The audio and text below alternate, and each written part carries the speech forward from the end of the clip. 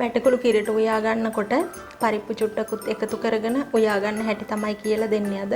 ඔයාලා channel එකට අලුත් නම් subscribe කරලා තියාගන්න. ඔයාලගේ අදහසත් අපිට පහලින් comment කරන්න.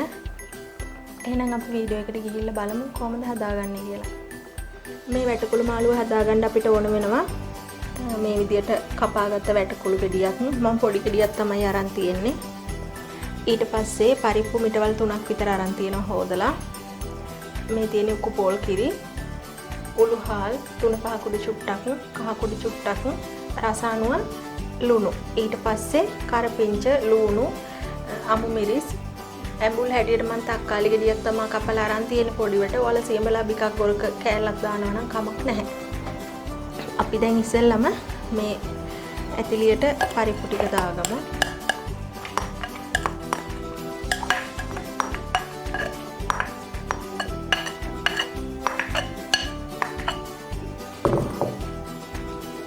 ඊට පස්සේ මේ 3-5 වර්ගයක් දාගමු. මිරිස් කුඩු එකතු කරන්නේ අපි. ඊට පස්සේ ලුණු ටිකක් දාමු. මම ලුණු ටික එකතු කරගත්තේ පරිප්පු චුට්ටක් තියෙන හින්දා ගොඩක් පරිප්පු වෙන වෙලාවක ඔයාලා ලුණු පස්සේ එකතු කරගන්න. ඊට පස්සේ මේ දේවල් ටිකත් එකතු කරගන්නවා.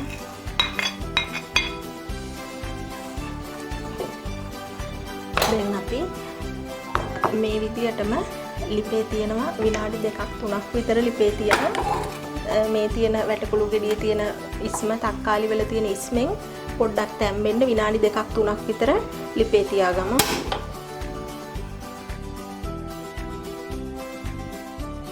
අපි මේක ලිපේ තියාගෙන අඩු ගින්දරේ විනාඩි 3ක් විතර වහලා උයාගමු.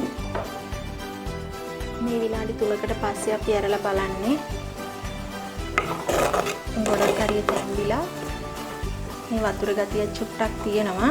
අපි චුට්ටක් කලවම් කරගෙන තව විනාඩි 2ක් විතර තියාගමු.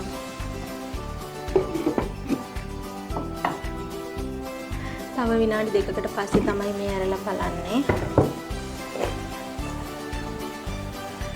දැන් තැම්බිලා තියෙන කෑලි ටික අපි දැන් අපේ මිටි කිරි ටික දාගමු.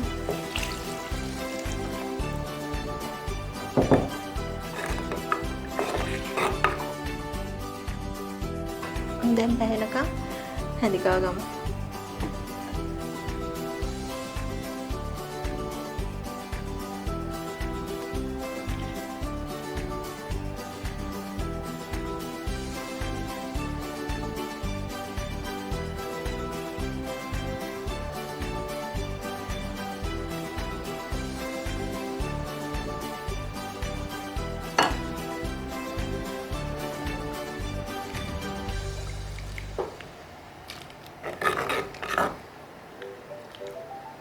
ඔයාලා මේක උයා ගන්න වළඳ අනුව තියාගන්න වෙලාව වෙනස් වෙන්න පුළුවන්.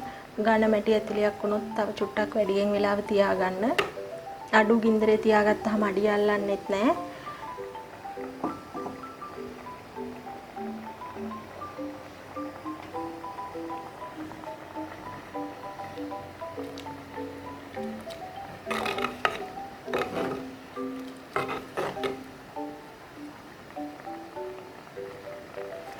මේ විදියට පැහැෙනකන් මඳ ගින්දරේ උයා ගත්තාම එළවලු වල කිරි රසත් හොඳට තියෙනවා.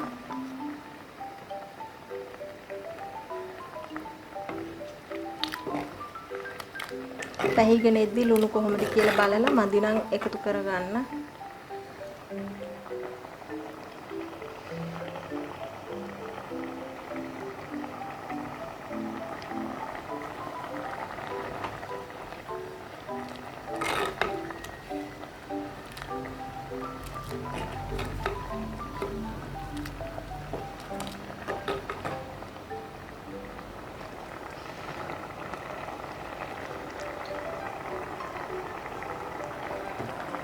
හරි දැන් අපේ මාළුව අපි හදාගෙන ඉවරයි. ලිප ඔෆ් කරගමු. අපිට දැන් මේක කෑමට පිළිගන්වන්න පුළුවන්. එහෙනම් අපි මේ වගේ තවත් වීඩියෝ එකකින් හමු වෙමු.